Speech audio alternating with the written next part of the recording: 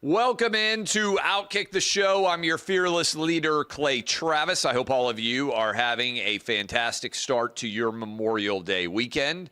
I'm about to head down to my favorite place on the planet, which is the Gulf Shore beaches of Florida. Doing that tomorrow. Kids are getting out of school, and it is almost the official start of summer. I want you to get in on the playoff action. Win up to 100 times your money on PrizePicks as you and the world's best players take the game to a new level during basketball's postseason. PrizePicks even offers injury insurance, so if your entries stay in play, even if one of your players gets injured. That means in basketball and hockey, if you have a player who exits the game in the first half, first period, doesn't return in the second, PrizePicks has your back, doesn't count it as a loss. Quick withdrawals, easy gameplay, enormous selection of players and stat types. That's what makes PrizePicks the #1 fantasy sports app. I love it. You'll love it. You can play in Tennessee, my home state. You can play in Georgia. You can play in California. You can play in Texas and in Florida. So if you're feeling left out, you can get hooked up. Download the app today. Use code OutKick for a first deposit match up to $100. That's code OutKick on PrizePicks. Deposit match up to $100. Pick more, pick less. It's that easy. All right. We have got a lot to dive into here on this Thursday edition, rolling into Memorial Day for the program. But I want to start with what I believe might be a significant and incredibly important response to Harrison Butker that we have seen from the NFL so far. From NFL Commissioner Roger Goodell, from Patrick Mahomes, star quarterback of the Kansas City Chiefs, and from head coach Andy Reid, all of whom addressed Harrison Butker's commencement speech topics yesterday, and I thought they did a phenomenal job. I thought they did such an incredible job taking back control of sports from the woke lunatic losers, many of whom are sports media, many of whom are active on social media, and demand that you believe what they believe or else. I want to play a cut for you that epitomizes that to me of Kansas City Chiefs head coach Andy Reid talking about Harrison Butker. Then he has a woke reporter ask him, and I'm paraphrasing here, you'll hear it for yourself momentarily, Andy, what about the women who work in the Chiefs facility and felt like Harrison Butker's speech was an insult to them? I want you to listen to how Andy Reid handles this. I think it is perfect. Play it. With so many women just on staff here and in the building, his comments kind of touched on women in the workforce. What do you tell them if they come to you with a concern about players speaking ill of, women in general? Yeah, that hasn't happened. I don't think he was speaking ill to women, but he has his opinions, and we all respect that. I let you guys in this room, and you have a lot of opinions that I don't like. So. Fantastically well said. That's how life should be. I told you yesterday, you shouldn't agree with 100% of what I say. You shouldn't agree with 100% of what your boyfriend or your girlfriend or your dad or your mom or your wife or anyone else close in your life says either. You should be an individual who looks at all the facts yourself and makes decisions on your own, but you should simultaneously respect the fact that others can have a different opinion than you. And and that to me is the incredibly important lesson that is coming out of this Harrison Butker situation. I loved what Patrick Mahomes says. Yesterday I told you I loved what Roger Goodell said. Paraphrasing, Roger Goodell said, hey, we have 3,000 different NFL players. They have all different sorts of opinions. I think their diversity of opinion is a strength of the NFL. Amen. We talked about what Andy Reid just said there. You saw what he said. To me, this is an example of why not one single NFL player out of all those 3,000 have actually come out and criticized what Harrison Butker said. And it's because we live in a fundamentally inauthentic time, which typically means that lots of people, even on the left, they talk left, but they live right. They know what's better for their own family. They have oftentimes, if you're a millionaire, what percentage of millionaires have a stay-at-home wife with multiple kids? If you have multiple kids, 90%, 95%, 85%, a huge percentage. Because, and most of those people are athletes, many of those people are athletes, they have the same kind of percentages because they understand that it is a luxury to be able to have someone taking responsibility for the kids full time. I said to you a couple days ago, I feel very fortunate based on all the things that have happened in my career. The thing I'm most proud of is my 3 boys. Today, they are getting out of school. In fact, right now, as I'm sitting talking to you, in our neighborhood, there is a pool party going on, and I can hear the audio from the pool party DJ playing. My 3rd grader just got out of school. My 7th grader just finished his school. Tomorrow, my 10th grader will take his last exam of the year. That's why we're going to the beach. They matter more to me than anything.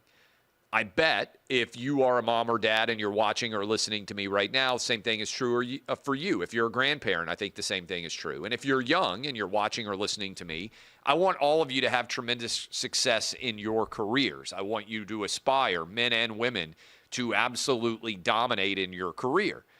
But I also want you to recognize that ultimately the thing that I believe almost everybody who is a parent ends up most proud of is not anything they've achieved, it's your kids. And I talked about yesterday how much my stepfather-in-law, Larry Kornacki, meant to me in terms of the success we've had in founding OutKick. When you eventually leave this earth, and so far death is undefeated, it is highly unlikely that anyone that you worked with is going to be in your hospital room as you die. It is almost exclusively going to be your family, oftentimes your kids, and or your best friends, and typically it's your family. I just think it's so important to recognize this, but also just to allow everybody to have their own opinion. Now, there's room temperature IQ people out there who keep saying, oh, this is hypocrisy. What about what happened with Colin Kaepernick? Suddenly, Harrison Butker can say whatever he wants. No, this is not remotely similar, okay? What you are seeing is Harrison Butker in his private life is entitled to say whatever he wants. That's how America works.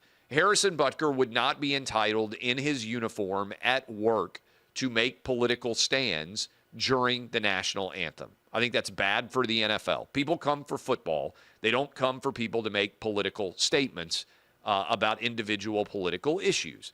And so it is not similar at all. I've never heard anybody say, oh, Colin Kaepernick shouldn't be able to make this stupid movie like he did for Netflix. I've never heard anybody say Colin Kaepernick should never be able to tell you who he's voting for president. Or Colin Kaepernick should never be able to speak at a political rally in his own life. LeBron James showed up at a Hillary Clinton political rally. Lots of athletes endorsed either Joe Biden or Donald Trump in 2020. I imagine lots of them will endorse in 2024. I don't have any problem with it. I think it would be a bad move for the NFL to suddenly have a player who insisted during the national anthem that he be able to run around the field waving a Joe Biden flag to the extent they exist, or waving a Make America Great Again flag. People don't come to a football game to know who people are going to vote for president. I think it's poor idea. Just as I said, if you go watch the latest Spider-Man movie, you don't expect for the Spider-Man character to come out before the movie even starts and lecture you about his political beliefs. Doesn't mean that the actor can't have whatever political beliefs he wants. There's just a difference between private life and at work employment. And if you really need this summed up, the analogy that I used, and I wrote about a lot in Republicans Buy Sneakers Too, is you're entitled, in my opinion, to drive into work in a car. If you work at UPS or you work at FedEx or you work at the U.S. Postal Service, you can drive your car to work and it can have any bumper sticker on the back of it that you want. You can be a diehard Biden person, RFK Jr., Trump, whatever your political opinion is. When you park your car and you get into the UPS truck or you get into the FedEx truck or you get into the United States Postal Service truck, you don't have the right to put a sticker supporting a presidential candidate on your vehicle. And similarly, I don't think that athletes should do it either as their time in uniform at work, just like I don't think it should happen for a UPS worker, FedEx worker, Walmart worker, McDonald's worker. I don't think any of that should happen. But I do think this is a significant statement to a return to normalcy for Andy Reid, Patrick Mahomes, and Roger Goodell. Note, I'm not saying that they have to have any political opinion. I think any athlete out there who wants to go give a commencement address and tell you that you need to be able to vote for Joe Biden should be able to do it. But I think we just have to then say, okay, that's just a part of you. I'm going to judge you based on your performance at work, which is what Patrick Mahomes, Andy Reid, and Roger Goodell effectively have all said. Good for them. Now pivoting. Sunny Hostin, who I think is on the dumbest show that airs daily anywhere in the country. She is a left-wing loon. Sunny Hostin on The View said that Caitlin Clark was, and I'm paraphrasing her because I don't have the exact quote, but that she was getting a lot of attention and she was popular because she's white, attractive, and straight. And Sunny Hostin said that's a big reason for her appeal, and then said the league is 70% black and there's a large percentage that is gay, and why don't we like our black lesbians as much as we do our white heterosexuals? And first of all, my thought was when I saw this, well, Brittany Griner broke the law in Russia and got out of prison because she's a black lesbian. Otherwise, she'd still be in prison.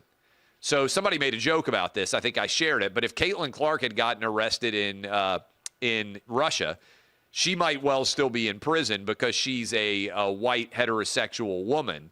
But maybe things would be different for her because she's a woman. Maybe she would still get out. If you're a white dude and you don't even break the law, you're still in prison. Look at what's going on with Russia because people don't care about you because you're not high enough on the identity politics victimization card, even if you actually break the law. And I've made this analogy in the context of there's still 5 American hostages being held in Hamas. It's like nobody even mentions their names, and they did absolutely nothing wrong. They were kidnapped just because they're Jewish. They should have been black lesbian basketball players. They'd already be back. They would have never spent 7 months in Hamas captivity. So my thing with Sunny Hostin is this is not true, by and large. I think Caitlin Clark is very popular for the same reason that Steph Curry is very popular. I've talked about this for years.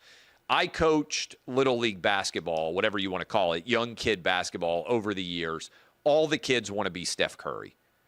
They all start trying to make shots from way out on the court long before they are able to do so. And even in games that you watch now, kids will pull up and take shots that would have gotten you or me benched instantaneously back in the day. Steph Curry has changed the way that kids aspire to play basketball. And you see it all the time in high school NBA, whatever, or high school, college basketball. The number of guys that want to hit a step-back three to win a game still infuriates me. You get a step-back three at any point of any possession. I want guys to drive to the basket. They don't want to do that anymore. They all want to be Steph Curry hitting the dagger three. Caitlin Clark plays the exact same way. Caitlin Clark plays basketball as a WNBA star, and before that at Iowa women's team, in the same way that Steph Curry plays basketball. I mean, just again, she is Steph Curry, the female version. Steph Curry's really popular. He's not the biggest, fastest, strongest guy in the NBA, but people feel attracted and attached to him because they can see themselves in him. Steph Curry's black. Caitlin Clark's race and her gender are not the reasons that she's popular. They had nothing to do with her becoming the NCAA scoring champion. In fact, regardless of what race Caitlin Clark was, regardless of her sexuality, she would still be employed in the WNBA. She could be the ugliest person on the planet. Her game still translates. Her race doesn't matter, okay? Can Sunny Hostin say the same thing? Sunny Hostin, to my knowledge, rarely, if ever, says anything smart. I do think she's pretty. and she's a minority. If Sunny Hostin were an ugly, fat white woman, she would have no media career whatsoever if she had the exact same opinions as she does now. Think about that. Sunny Hostin, you are an ugly, fat woman. You have no media career. Unlike Caitlin Clark, who, regardless of her race or her sexuality, would be employed in the WNBA. If Sunny Hostin wasn't pretty and a minority, she would have no media career whatsoever. If she were unattractive and white, there's a 0% chance she would be on The View. You would think someone of that ilk would be a little bit more knowledgeable. Now, I've been making jokes about this for a long time. Television, video, it's very cosmetic. I am not looking into this camera right now because many of you are like, Clay Travis is the best looking man on the planet. I didn't make a media career as a writer and a radio guy and a TV guy because of how I look. I'm okay looking. I'm accessibly normal, right? Basically that. I'm a 45-year-old dad, and I look like a 45-year-old dad. Somebody would be like, you look like a 65-year-old dad. You're ugly, and you're fat, and I hate you. And okay, well, I appreciate that. But whatever. I'm a pretty normal-looking dude. Sunny Hostin being totally unself-aware about the fact that she's criticizing a woman for her popularity based on her race and her attractiveness, and not recognizing that her own race and her own attractiveness is the reason she has a job, is so crazily lacking in self-awareness that there's no wonder she's on The View, which is, frankly, the least self-aware show on television. I'll also point out that it's just crazy to me that we could end up in a situation where women are tearing down other women's sports stars for things that have absolutely nothing at all to do with their actual on-court performance. We don't typically do this for men unless they do something that is involved in criminal behavior, right? No man out there is like, the only reason LeBron James is popular is because of his looks. I've never heard anybody say anything like this, or his race. There's zero doubt that being good looking can make you more popular than you otherwise might be, but the sports excellence has to matter. Tom Brady, really good looking dude. He's popular because he won 7 Super Bowls, though. Does it make him more popular that he's also incredibly good looking? Probably. But Peyton Manning is probably more beloved than Tom Brady, and he ain't a good looking dude. Sorry, Peyton. If you happen to watch this, no intended insults. He is a very average looking guy. People who are sports fans, men, care about the performance above all else. Now, look, I criticize LeBron James. Most of the criticism of LeBron James is for stupid stuff he says. I don't know that I've ever criticized how LeBron James looks. It would be a very weird thing to do. Men don't do that. Now, I think LeBron flops too much. I think he's a coach killer. I think he is profoundly insecure, and that translates into the way that he carries himself. Bottle of wine, courtside, watching the Cleveland Cavaliers play was probably the last time I talked about LeBron. But I'm not going to dispute that he's one of the 5 best basketball players of all time, maybe the second best, in my opinion, behind Michael Jordan. Women do this to women's athletes and then complain that women's athletes aren't treated as well by men. It's actually women that tend to tear down other women like Sunny Hostin just did there. A couple of other things. The Scottie Scheffler arrest video is out from Louisville, and based on the videos that I saw, all of these charges should be dropped against Scottie Scheffler. And some people are like, you always back the blue, Clay. No, it's not. That's not true. Sometimes cops screw up. I screw up on this show all the time. I screw up on my radio shows all the time. I make my best effort. I misuse grammar. I have typos in the articles that I post. I guarantee you, despite my best efforts, there are errors in this book. Screwing up is human. Police officers are imperfect. When they screw up, there should be consequences. I've said that for a long time. The case against Scottie Scheffler should be dropped. Based on what I have seen, he did nothing wrong. The cop did not behave well. I think most Louisville police officers would actually agree with me. I think most police officers nationwide would actually agree with me.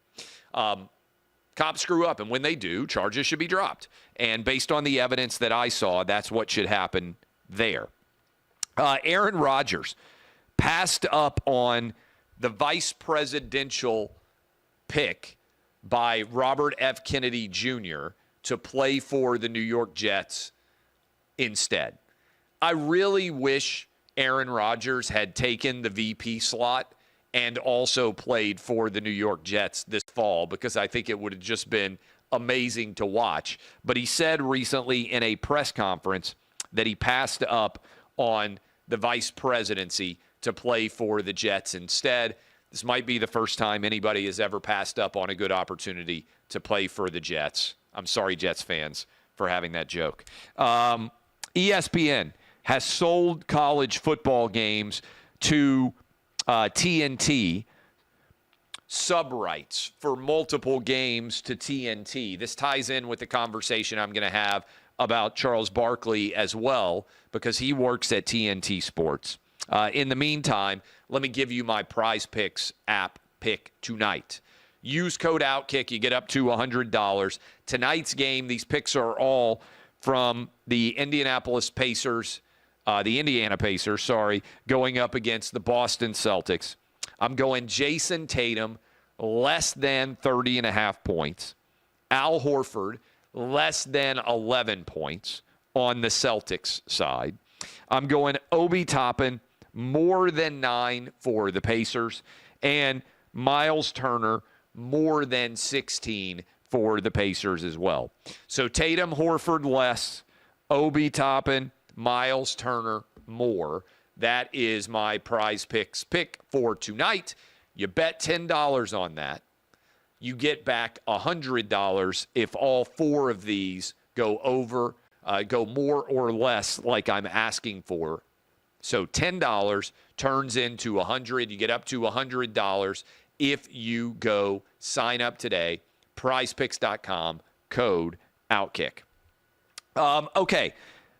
ESPN, I told you that they are way overpaying based on all the metrics to keep the NBA. Similarly, I think they are overpaying relative to the larger marketplace for college football. And I told you this was likely going to happen,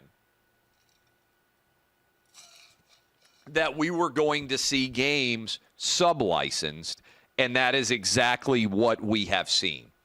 TNT Sports.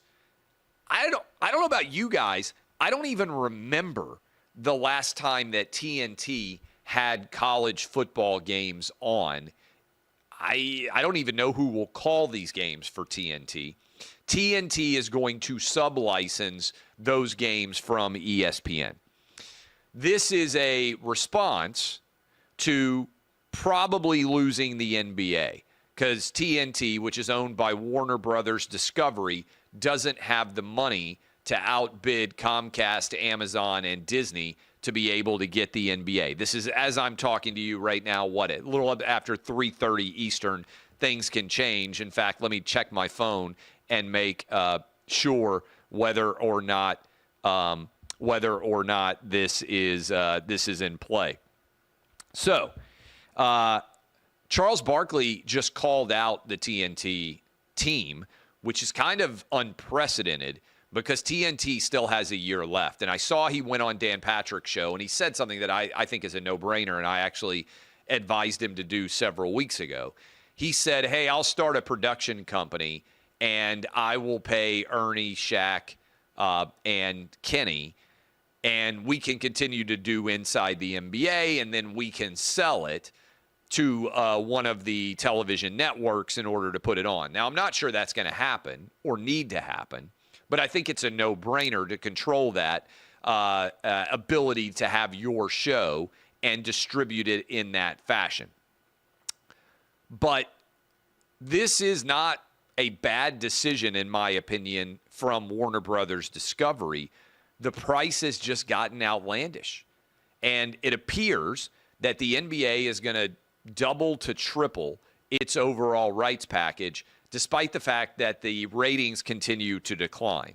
Now, maybe there's going to be a Michael Jordan-like figure. Maybe Wembanyama is going to be incredibly popular for the next 20 years. Maybe Luka, maybe Giannis, maybe all these foreign players, or Jason Tatum, who knows, are going to rise up and become incredibly popular. I don't think so. I think this is going to turn into the biggest sports rights albatross ever in terms of what is going to be paid based on the reports relative to the number of people that are going to watch. But I think it's a sign of the financial pressure coming to bear on these media companies that ESPN is having to sell back college football games to TNT, and that TNT is now taking some of the money they were otherwise going to give to the NBA, theoretically, and is now using it on college football playoff games instead. And much of the pressure continues to grow because CNN, which is also owned by Warner Brothers Discovery, has set a new ratings low, in fact, the lowest since 1991. Over a 30-year ratings low. In a couple of hours, Trump is going to be at the South Bronx.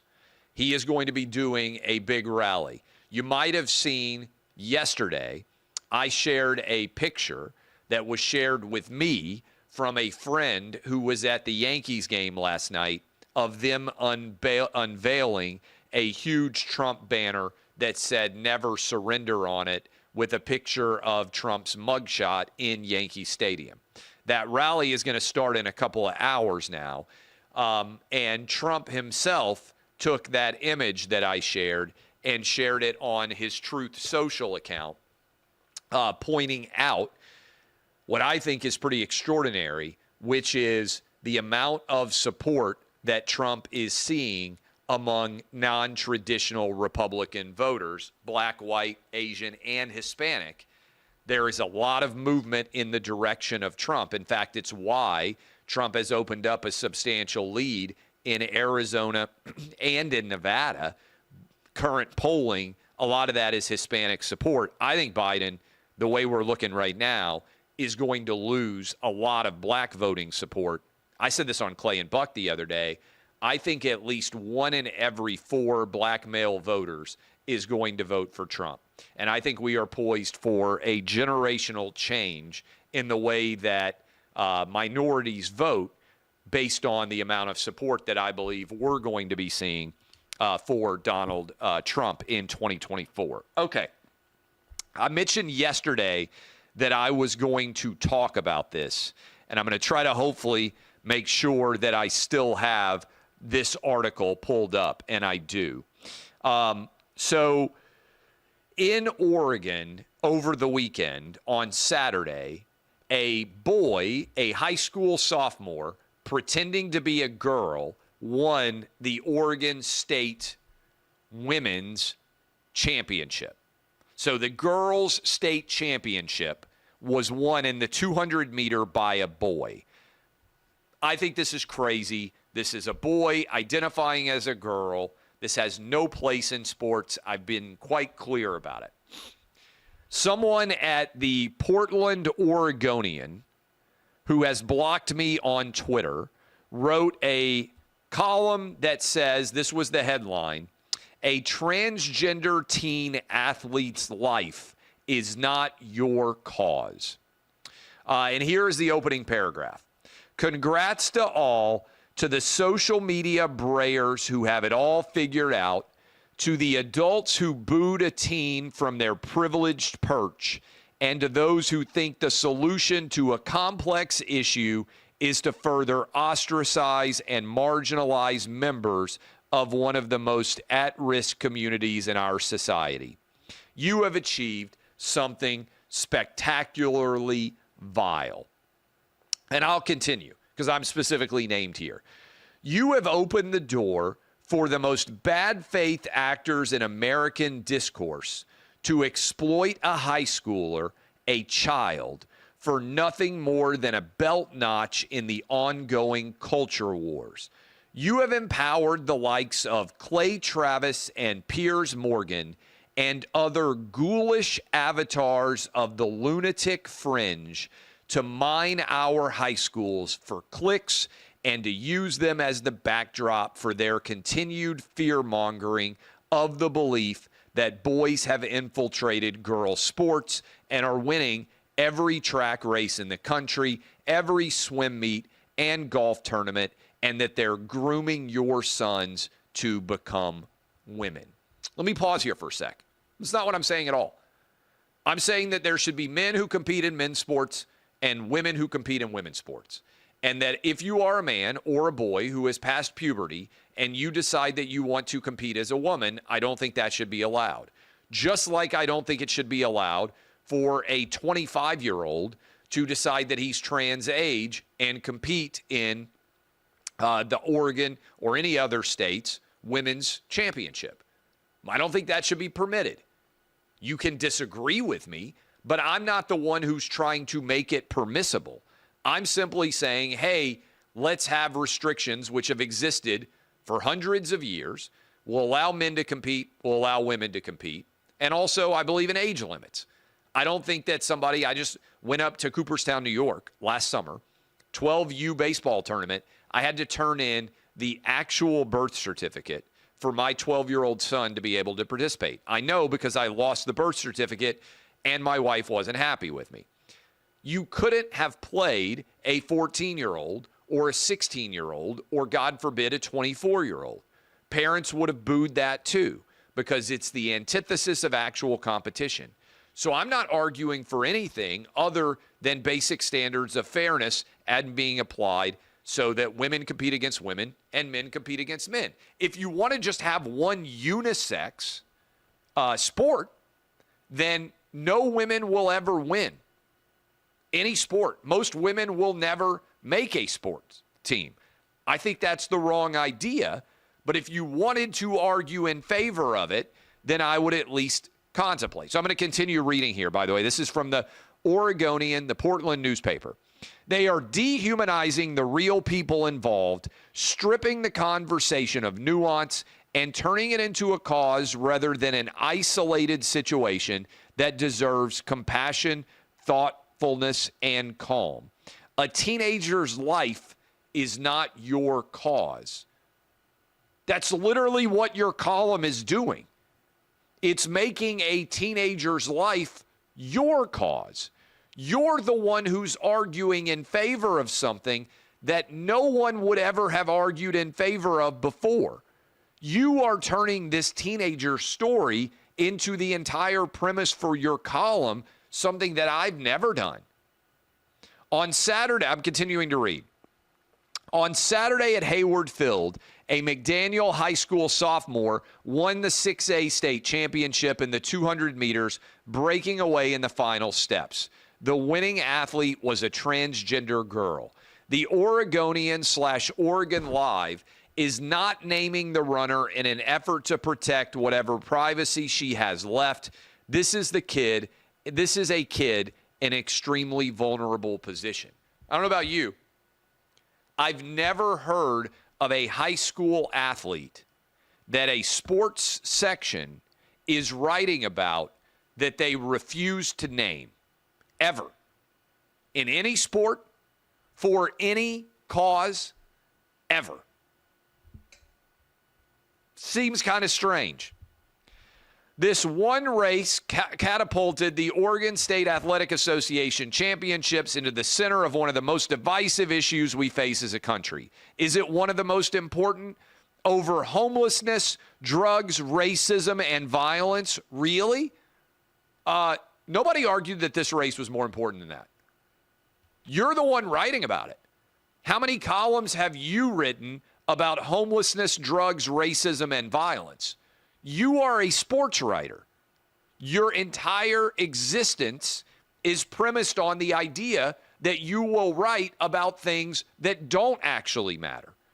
No sporting event is more important than homelessness, drugs, racism, or violence. Sports is the toy chest of life. It doesn't actually matter. It's fun, but literally every sports article that has ever been published in Oregon or any other state is less important than all of these things. And I bet the sports writer who is saying that this isn't that important has been writing sports for years and not writing about more important things.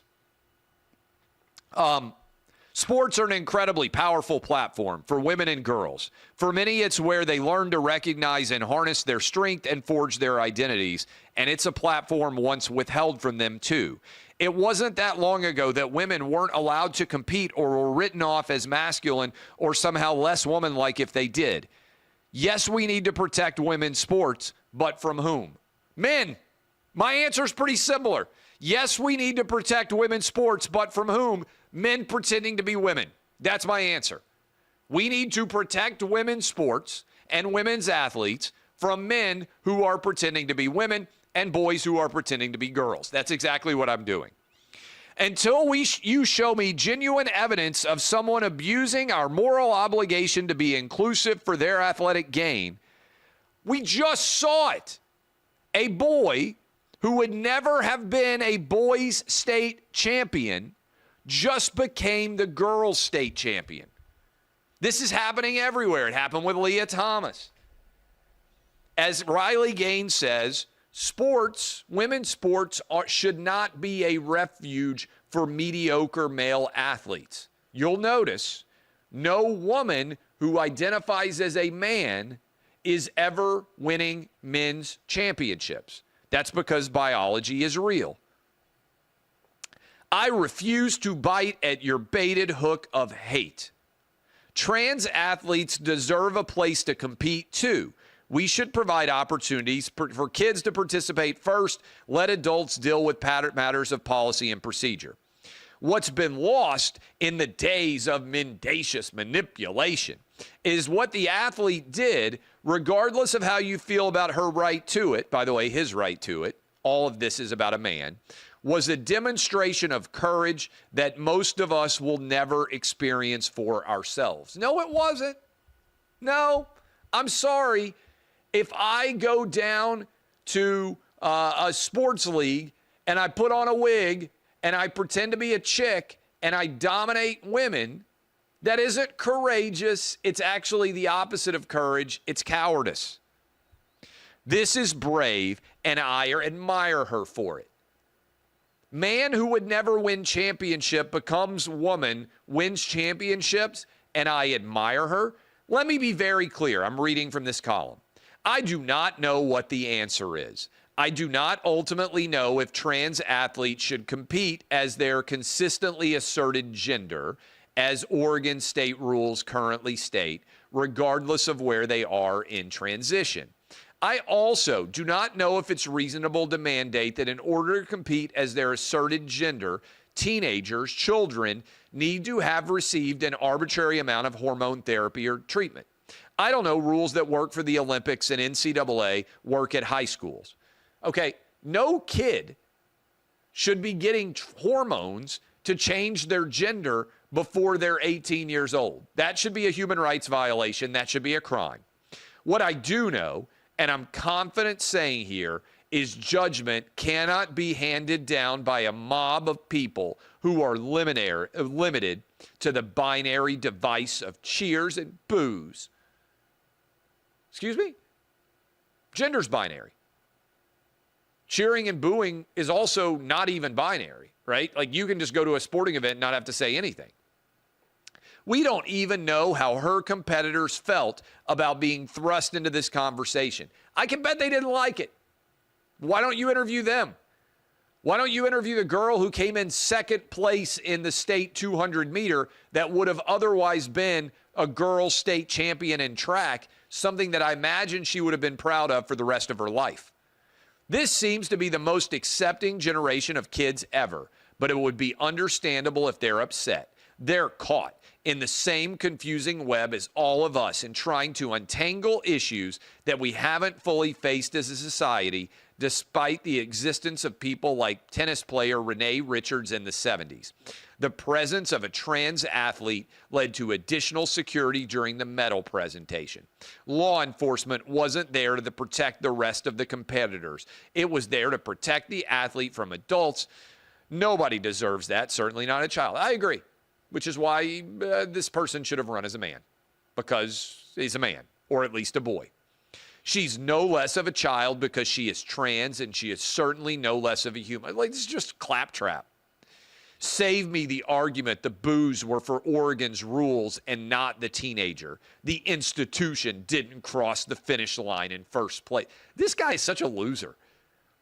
I get if parents are mad, but we should remember that parents always want to see their kids do well and often look for excuses when they don't. My daughter would have won the state championship, but instead a guy with a penis won it. Is that an excuse?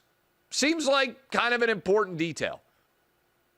If I went to the 12U Little League game and my son lost because a 16-year-old played, would that be an excuse?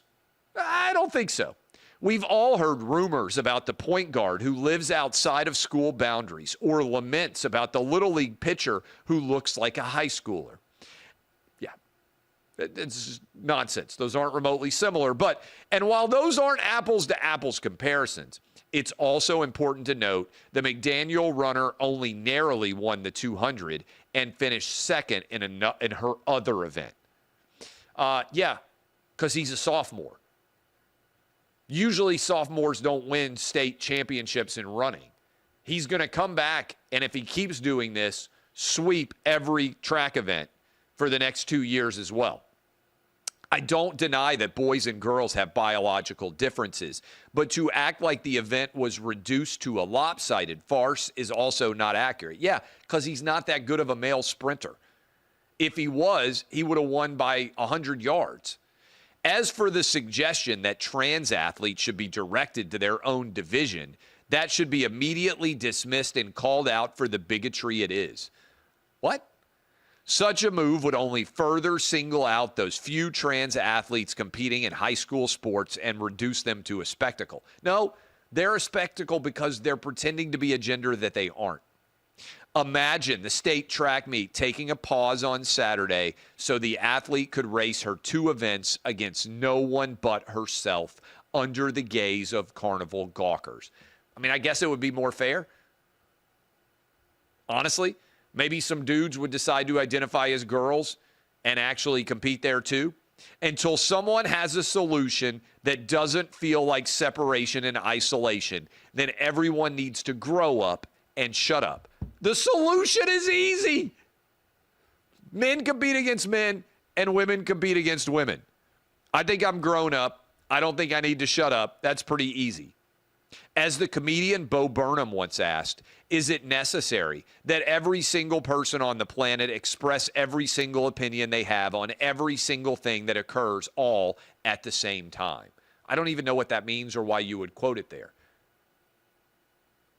90% of Americans believe that men should compete against women. Sorry, that men shouldn't compete against women. Men should compete against men, and women should compete against women. It's not complicated.